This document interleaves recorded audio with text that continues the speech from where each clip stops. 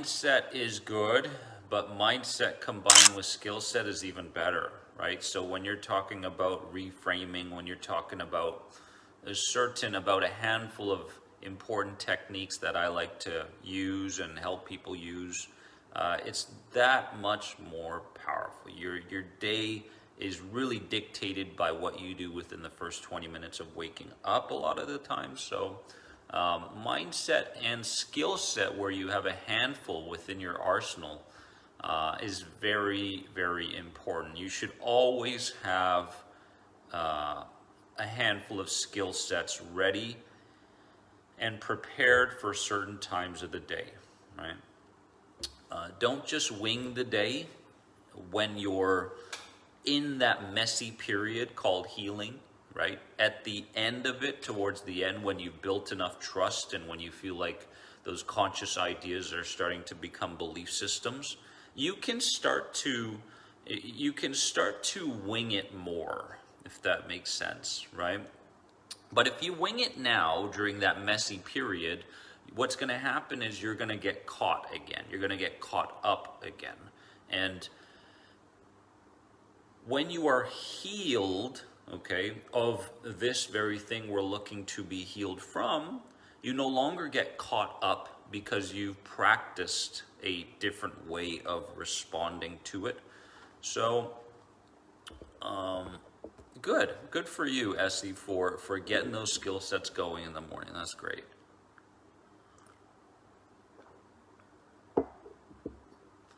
Waking up at 5.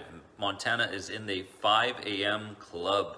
I put a restriction on my phone where I can't use it till 7. That is brilliant. Yeah. Set up a schedule for myself. Great stuff. Yeah, good stuff. Really good stuff. When things get messy and you just feel bad, should you fight that feeling or just submit to it and let it ride out?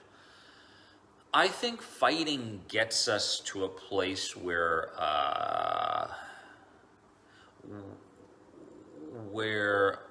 things can be even more complicated, Leah. The goal is to utilize the part of your brain that has a very off connection with the other part of your brain. The neocortex, or the thinking brain, has a disconnect from the emotional side of our brains many times. So many times when something happens, right, because of this excess amygdala activation, okay, we're all of us, many of us right now, especially with COVID, are going through the day with excess amygdala activation, which literally turns off your thinking brain. So the more emotional you are and the more heightened you are in terms of intensity and emotion, the harder it's going to be to override those emotions. So the true goal is to not allow ourselves to get to that high level of emotion in the negative way. When it's in the positive way, it's okay, because that's creating oxytocin.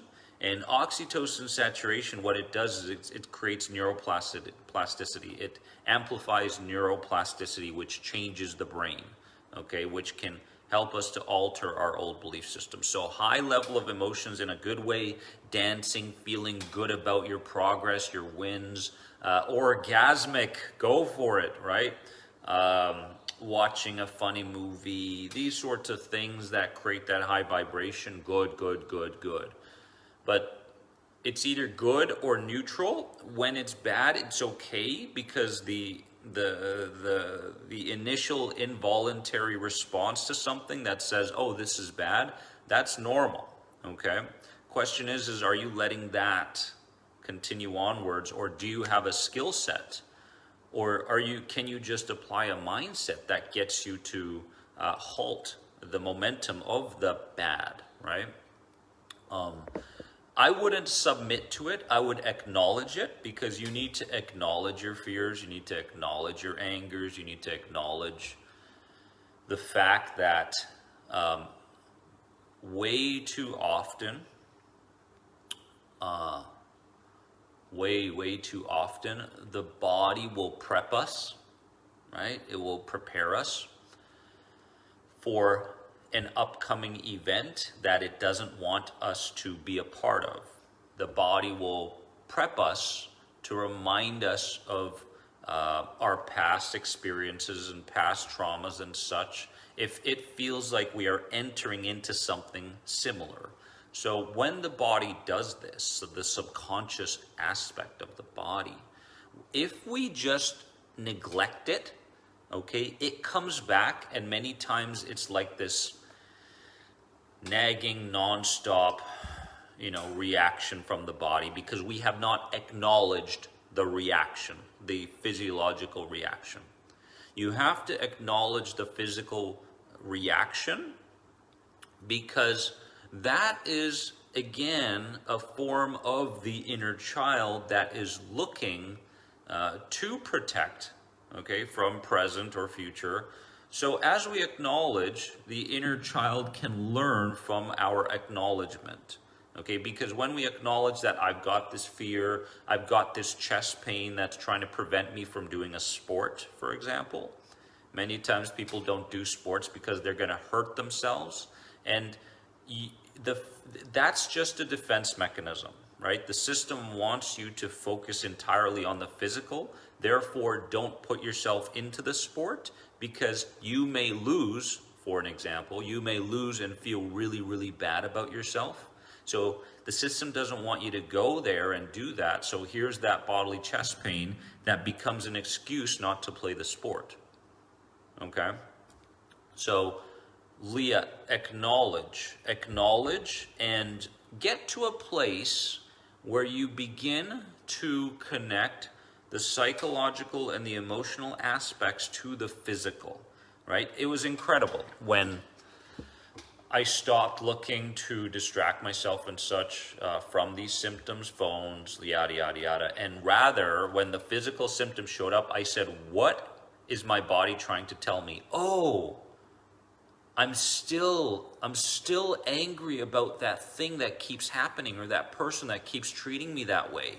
Or, oh, I'm so angry about why that person keeps doing that. Why isn't that person creating enough awareness to realize what they're doing, right?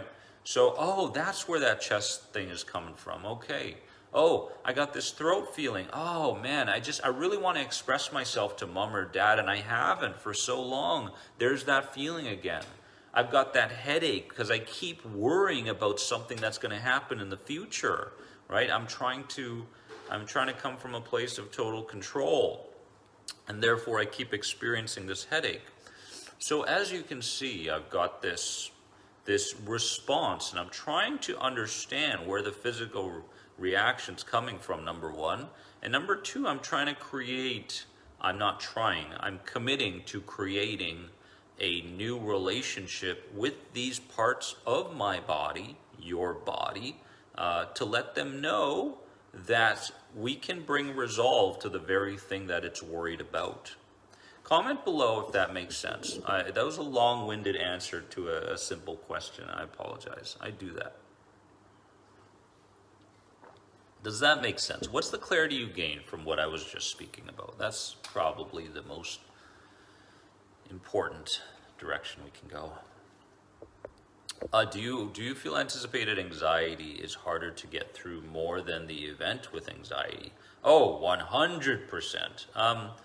The event is nothing, right? The event itself, no matter what that event is, Stephen, I've realized that it is zero, it is nothing, and many times when we go into any event with a clear mind, we gain something from it.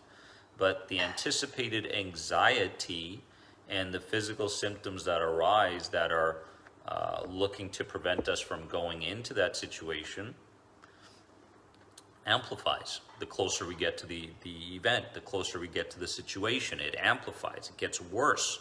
And you're going to notice that maybe sometimes physically the intensity of the symptoms get worse. Maybe it's the mental part of things. You're not really thinking, you're just kind of replaying the same ideas for the same situation, and those are getting worse. So these symptoms can arise from many different directions. So I think we're starting to, actually, no, I'm going to replay that because vocabulary is very, very important. I know that we're starting to make connections here. And if you want to build on the message that I sent from the last video, if you haven't seen that video, please go and watch that video on the channel. It's on the latest uploads. And if you get a chance, please share it with others. If you want to build on that idea, read Healing Back Pain from Dr. John Sarno. Excellent book, along the same lines. And these are people that have been my mentors from the past and the present, and a lot of the application towards an anxiety disorder comes from those worlds, the mental, emotional, the trauma world. So read that book. What about Montana? What about thought-based anxiety? I don't suffer from physical symptoms as much. I feel like I'm losing my mind. When I panic, it almost feels like a psychosis. Control. For a long, it can be excessive amygdala activation based, or it can be cortex based. Yes, many times the cortex based anxiety shows up after the emotions, but in this case, maybe it shows up before the emotions for you, Montana. I believe that you're fighting too much for certainty and control, and I believe that you need to start doing things to begin letting those go. There is on the YouTube channel, look up Release the Fear. Okay, Release the Fear. That will start to give us the insights we need to start letting go and allowing things to happen as they may, rather than looking to control every aspect of our lives, other people's lives in the world. So, yeah, huge control freak. So that's the first thing that came to me intuitively. And I know that you know what you need to work on, but logically going there isn't enough. So go on YouTube, Release the Fear. I believe it's the first video on the playlist, the reframing playlist. It's with the yellow thumbnail, Release the Fear. You need to do that one every single day. And then when you start processing what you did, right? Oh, I'm feeling better. I feel like I'm letting go and such. There will be a tremendous amount of weight looking to come back into your life. Oh, don't let go too much. Maybe you can plateau and let go that much, but you can't really let go that much, or else you're going to sacrifice this and that. Then I believe behavior comes into play as well, because it's not just about the reframing, it's about living it out throughout the day. So ask yourself if you are living out the ideas that you want to start adopting. Okay? So am I living out each and every day the ideas that I want to adopt and start turning into belief systems? Be honest with yourself, because if you're not living those out, or you're just living them out in little snippets throughout the day, that's not enough. Okay, it's not enough. Do you realize how much you're going to have to sacrifice to become who you truly want to become? Oh my God. That's why most people don't take on this journey, or they say they are, but they can't heal because of the sacrifices they have to make. Okay? There's a lot of people that literally, realize that at a heart level, they need to leave the city. Right? They need to leave the city life. They need to go back into the forest. Right? They need to go back into the boonies. They need to spend time with nature. They need to grasp what reality truly is like. They need to build connections with, animals. They need to build connections with nature. They need to build connections with our senses again. We don't have to put these people into some kind of category. This is just intuitively, at a heart sense, what a lot of people feel like they need. Do they do it? That's another question, right? But I believe you're starting to see the difference between your head and your mind. When it comes to your head, those are those unconscious, fearful ideas that you think are related to your thinking when they're not. The mind is actually the thinking part, right? The ideas that are unfamiliar and that haven't been around for some time, that's called thinking. Everything else is replaying, and you need to know the difference. Heading to the mountains this weekend, that's great stuff. Yeah. I have to leave my family ranch. Too much pain held for me in this place.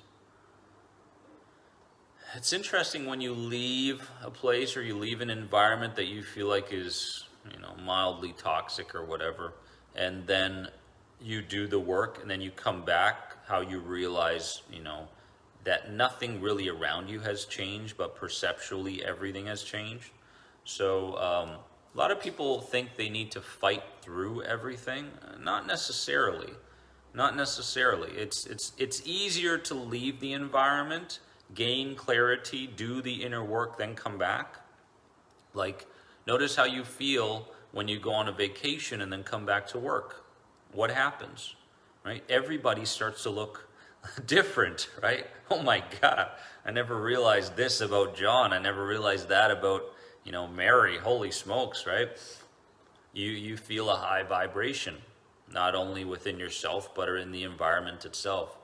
So fighting is the worst option. In my opinion, fighting through anything is the worst option. There are people out there that are able to utilize what's called flooding. And flooding is directly placing yourself into those moments of fear, whether that be environment or whatever. Some people are able to do that and not feel like they're fighting through it. If that's you, great. If not, you need to do it a different way. Jum, how are you? Let's give it up.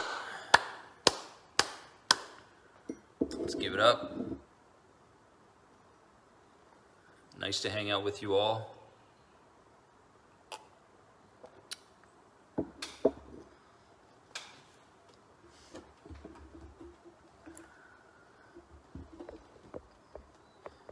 It's hard work, but worth it, Karen. Yes. I had to stop work because I let it become my life. Stephen had to take a massive step. Okay, very inspiring, very inspiring.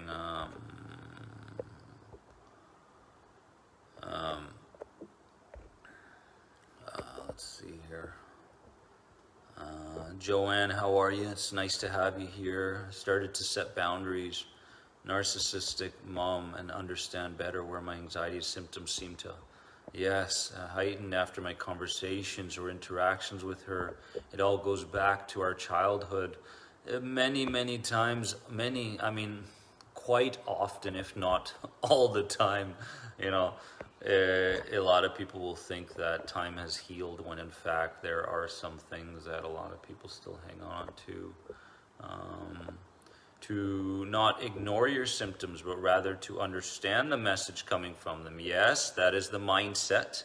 That is the mindset. Will that get you towards full healing? Probably not, but that's the mindset. I guess I was trying to figure it out. Is it okay to just let your body and mind feel bad sometimes? Yes, 100%. That's something that was ingrained into me from childhood. You cannot cry, you cannot show weakness, you cannot show your anger, all these things. You go to school, you become robotic. School for children is a very toxic place in many ways, because there's a lot of suppression that starts to happen in the school system, right? Because you get your tests back after you studied for a week and you realize, you didn't do as well as you want to, and you're really raging. Where does that rage go? Right into the body, because you can't express yourself to the teacher, or you'll go to the principal's office, right? So this happens year after year after year after year. And then later on in adulthood, that suppressed rage starts to come out. But hopefully in ways where you're not killing somebody, but rather punching pillows or screaming or whatever it is, reframing, chair therapy, chair coaching. It's okay to feel bad sometimes. In fact, I'm going to go ahead and say it's necessary to feel bad sometimes. It's necessary to allow yourself to feel bad, right?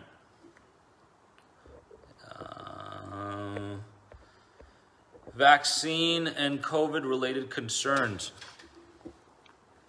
I could do that video, but most likely it'll get taken down. I was touching on this subject a little while back on the old Facebook page, and we were banned from ads. We were banned from the post was taken down, and strangely enough, I'm unable to go back into that same account. As you can see, I'm quite hesitant when it comes to the COVID topic and the vaccine topic.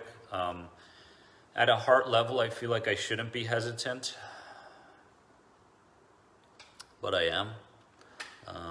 That's something I need to work through. That's something because a lot of people out there will take my insights wrongly and in quite an aggressive manner from what I can see in today's world. Therefore, I choose not to share it or share it with people that ask me directly. We can go there. Yeah, we can look to go there. There's a COVID video at the beginning of it all, but a lot has changed since. Yeah.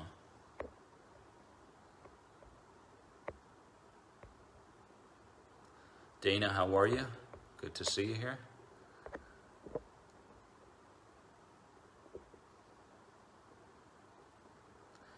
Standing in the pray stance, Bali. Yeah, that's where it was, Elliot. Bali.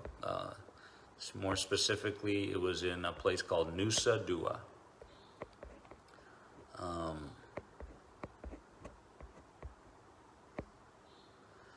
Jum had a tough week. Oh, I already had a playbook to conquer anxiety. I remember things you taught me that I had no idea were buried somewhere in my mind. Tell me more, Jum. Tell me more about your tough week, I believe. You know, I'm curious. Build the immune system. 100%. 100%. 100%. Yeah.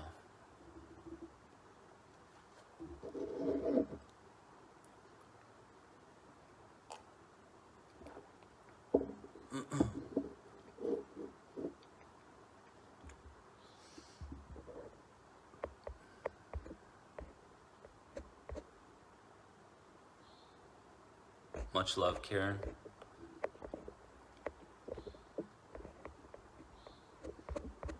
Let's see here.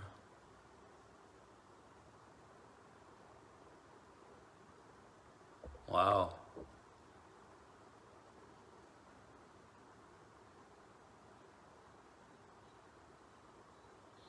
No vaccine for me over here, but I do worry at times. Yeah.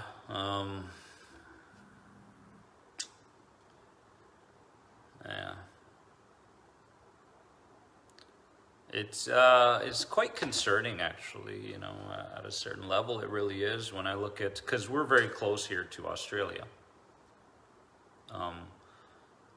And what's going on over there is just ludicrous, if you ask me. You know, I have a lot of friends over there, and they're letting me know what the situation is there, and it's horrendous.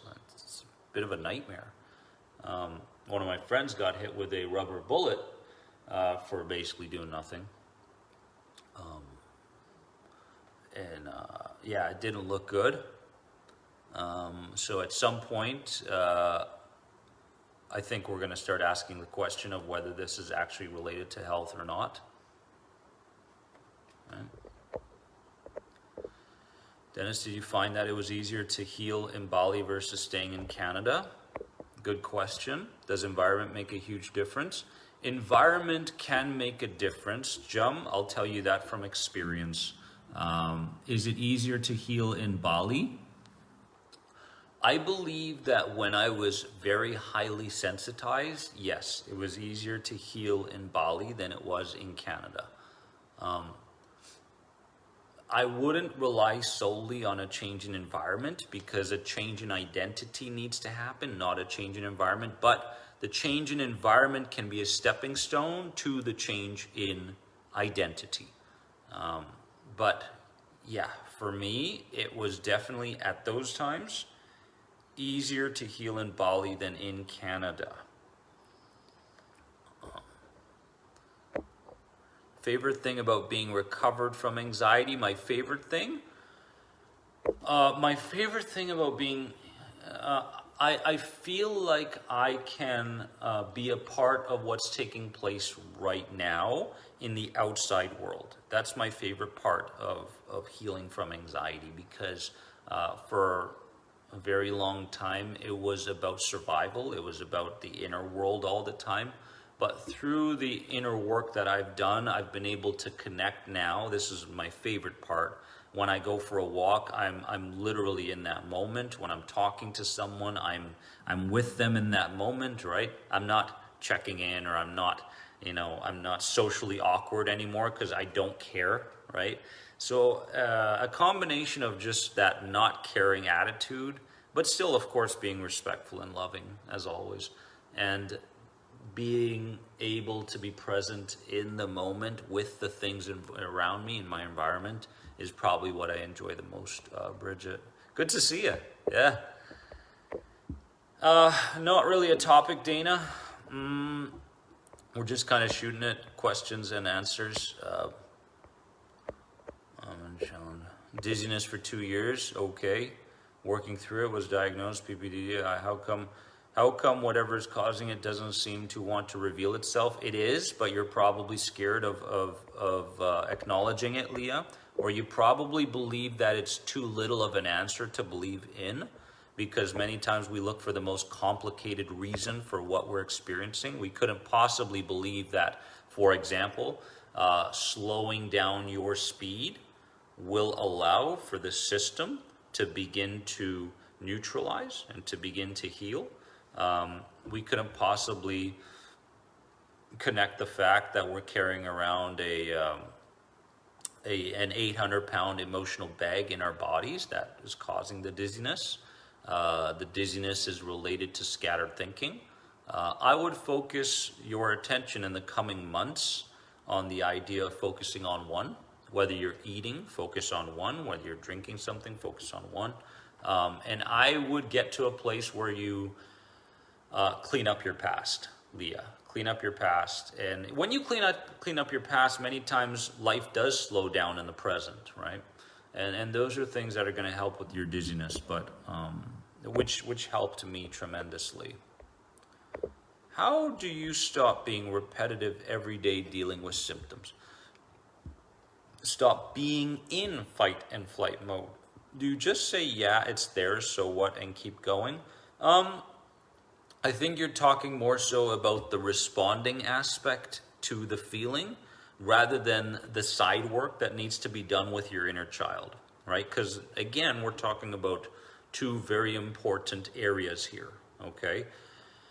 The reframing aspect is your unconscious perceptions and belief systems in the present moment, caused by the perspectives of the inner child. So the inner child work needs to be done, but we're talking more so about in the moment.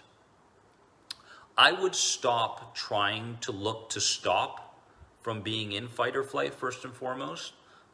When you're in fight or flight, your body has mobilized, and the most important thing is that you need to provide the perception of safety to your body rather than threat. So Joanne, in that moment, I would work more physiologically, right? I would slow down my motions, or you can really speed them up and go run up a hill, for example, and you can really enjoy that run. Therefore, you show the body that it no longer has to mobilize for a threat. This is an enjoyable moment. So I would, for the most part, I would slow things down. Okay, I would focus on low and slow breathing, okay, through your stomach. I would focus my attention on the mindset of not looking to eliminate the fight or flight, but rather work with it. Okay, and these are mindsets. These will help.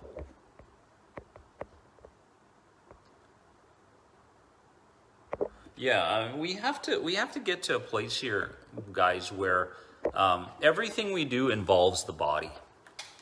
If you want to heal, like really heal, you have to engage the body. That's what I've realized on this healing journey. I could do a technique with someone and it's just strictly imagery based, but then I could add the fact that what they're doing in that moment, they're actually using their body as well, self-hugs and so on and so forth, forgiveness is whatever it is. Use their body in those moments, and it's that much more powerful. If you get a chance, have a nightly habit of ecstatic dancing. Go on YouTube, put ecstatic dancing YouTube, and no choreography, just let go and dance. And you're literally showing your entire system that you can be that person again, okay, in thought, in body, in identity, in spirit. Static dancing is absolutely fantastic. But utilize the body if you truly, truly want to get there. Much love, Stephen.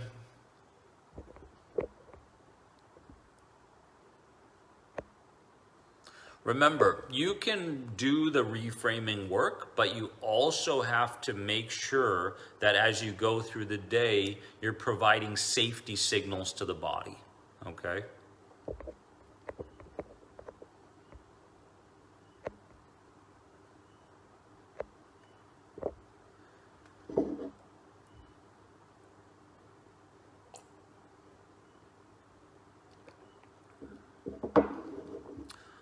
Dana, yeah, parasympathetic, sympathetic. I do believe that the balance does need to be there. The dizziness can be quite an awkward topic, in my opinion. Over the years, I've realized that, at the root of it all, it is this this sympathetic activation going on within us for far too long, and for too long of an intensity.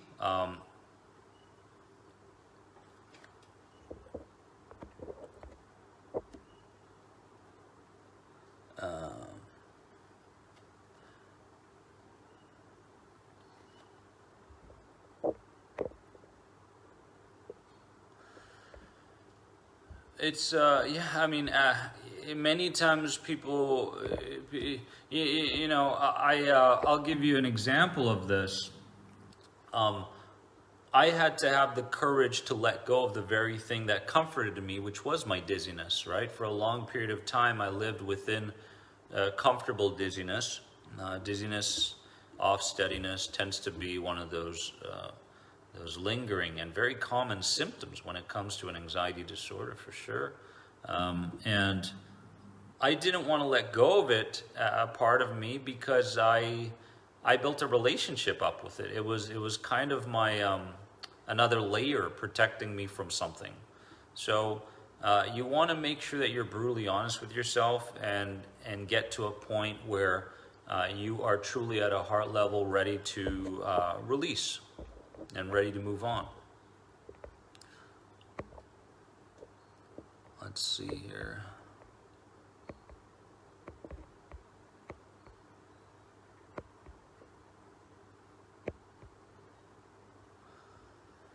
Yeah, I mean, you can move to a whole nother country. You can move to an island by yourself, for goodness sake. But if you're bringing the same stuff with you, then and there's no awareness around that stuff that needs to change, then not much will change, right?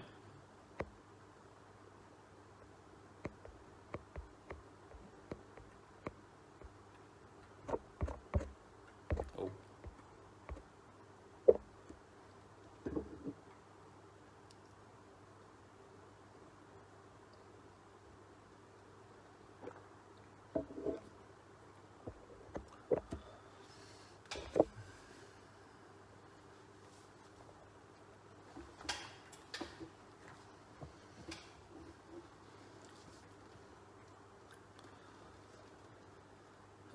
man, if you're in the restaurant industry, Dana, it's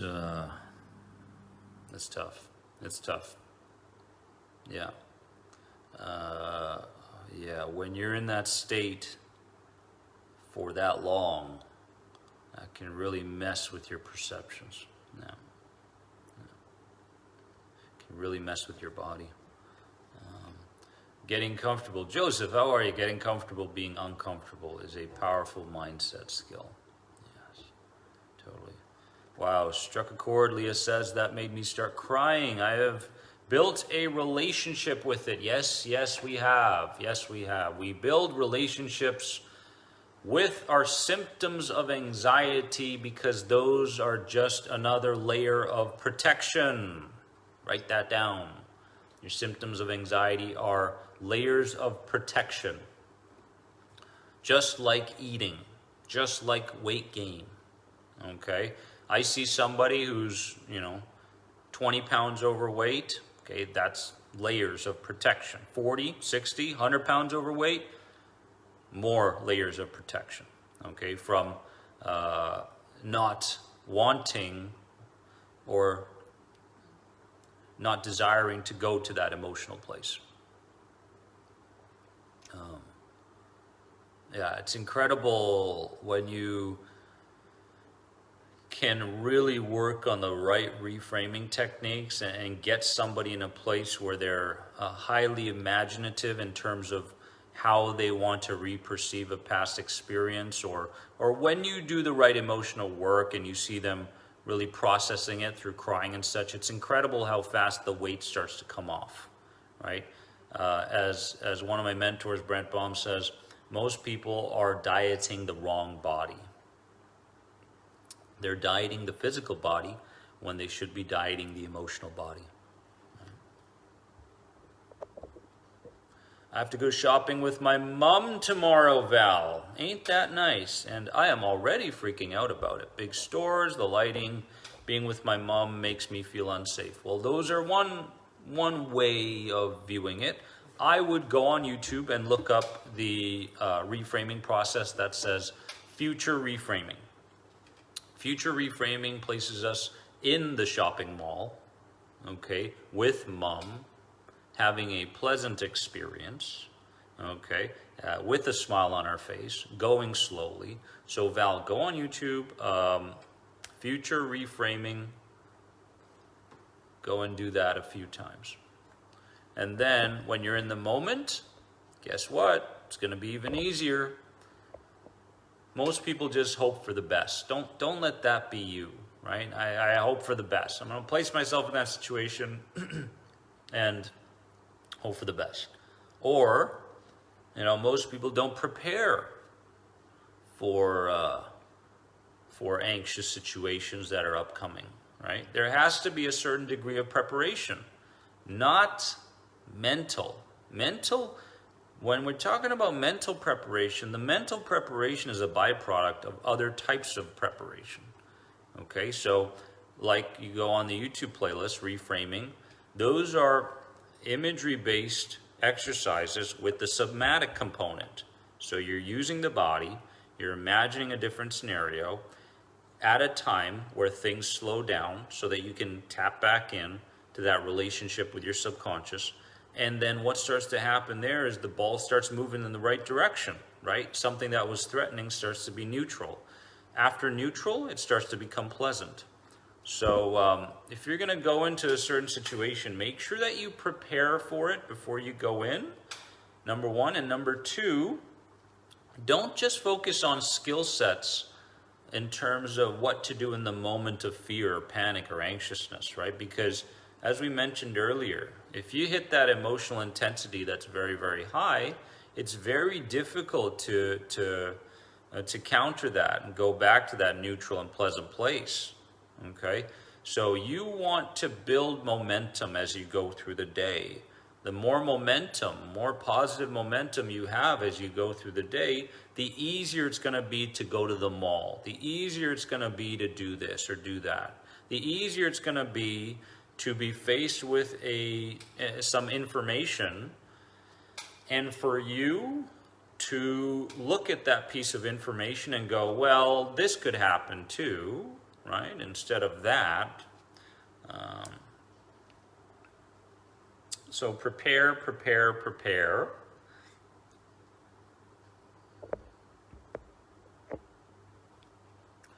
It's interesting about symptoms because sometimes they lessen and suddenly your body goes, wait, where is it? Then it comes back to the same intensity. It's like your body gets addicted to it. Yeah, 100%.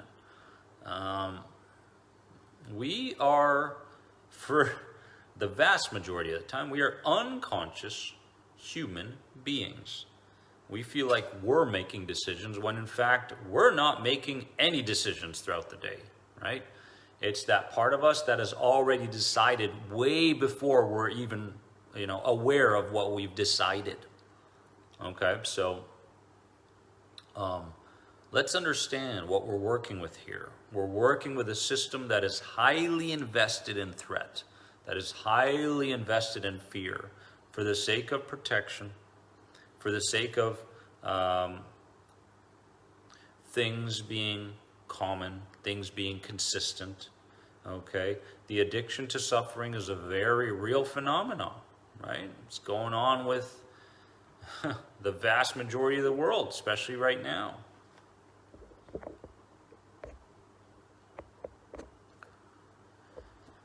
I seem to be able to conquer some of the most difficult things in my life. Job interviews, new jobs, family members that stress me out, helping others and giving wonderful advice and counseling to them.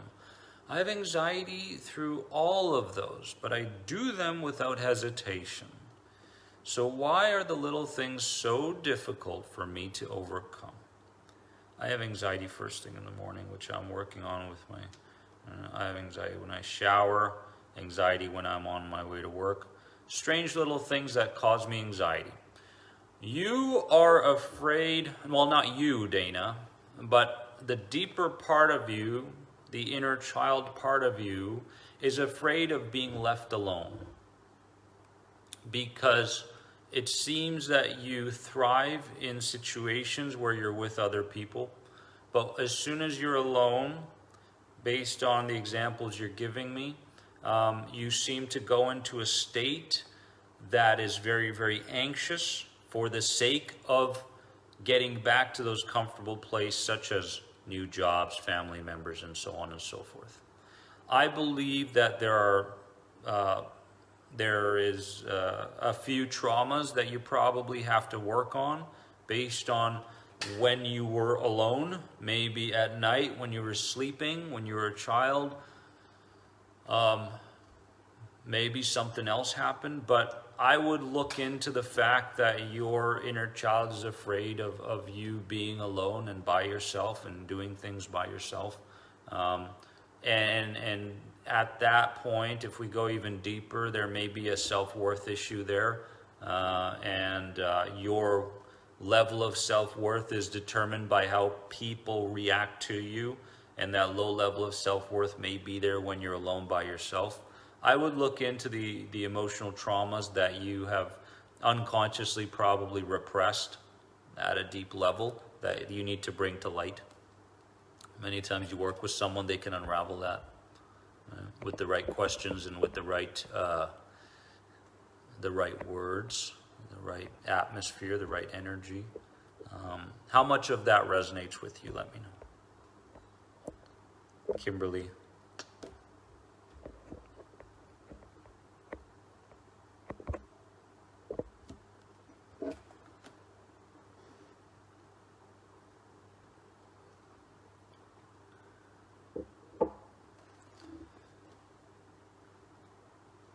So Sis had a busy, uplifting day yesterday.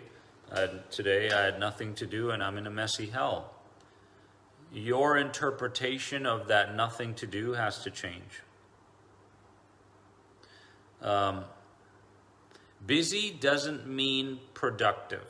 Busy doesn't mean healthy. Busy doesn't mean contribution.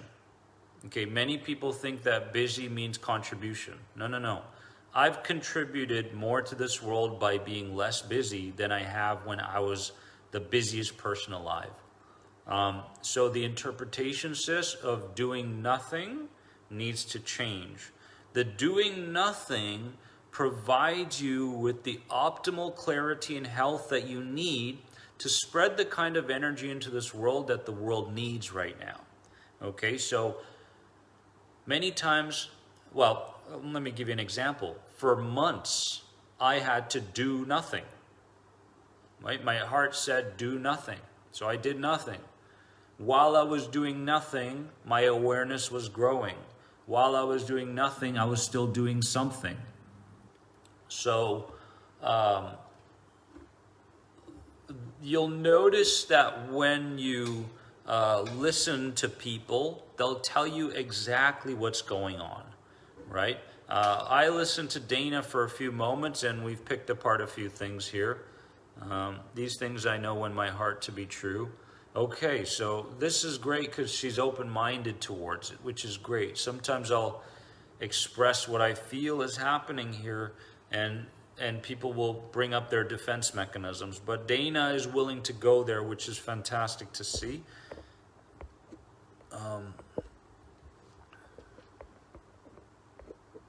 Good stuff. Days today, Friday, Saturday.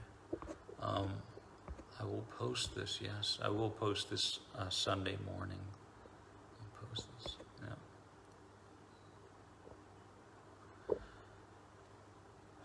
Boredom, cabin fever. I believe that, Cheryl, many times we feel like we can move towards a purpose, a mission for our lives, but the boredom is more so a defense mechanism to placing ourselves in those vulnerable situations. Yes, boredom can cause anxiety that keeps us farther away from the things we need to do for ourselves in the world. So when something like this happens, all you have to do is ask yourself, what is my body trying to protect me from? Okay, what is my body trying to protect me from? A valuable question. But most people out there suffering right now ask themselves questions like, am I going to survive this? Right? What are people going to think about me? Will I ever heal myself? How long does it take to heal? These are not very good questions. If you ask yourself the questions in line with what is my body trying to say to me? What is my body trying to protect me from? Then you're going to get to the root causes of your anxiety. In fact, that's a really good piece of content moving forward. Yeah, boredom, defense mechanism. Cabin fever, yeah. A recent post of yours, Elliot, how are you? Good to see you. About staying in touch with your child side is very important and awesome. Okay, as we get older, the expectation from many people is for us to give up those things that gave us so much joy as a child so we can be more serious. And that may cause anxiety when we are telling our inner child that we don't like the same things as they like anymore. Oh man, what a great message, really. Tremendous message. Yeah, I mean, I believe that as we heal, we become more childlike and less childish. There's a big difference there. As we become more childlike, we tend to allow things to happen rather than fight for a solution that other people have embedded us with the need for. I can't tell you in my life where I do stupid things. I say stupid things. There are times where I'll go to the beach and just sit there for 3 hours, look at the ocean. People walk by like, what's this guy doing? Is he a psychopath? I'm not a psychopath. I'm doing things that, I used to do when I was a little kid, but because it was seen as being a waste of time or whatever it is, I stopped doing them. I'm a big fan of art, being artistic once again, finding that creative side of you again. I believe that one day we're going to have an ecstatic dance experience together, my friends. And I think we need to have that experience.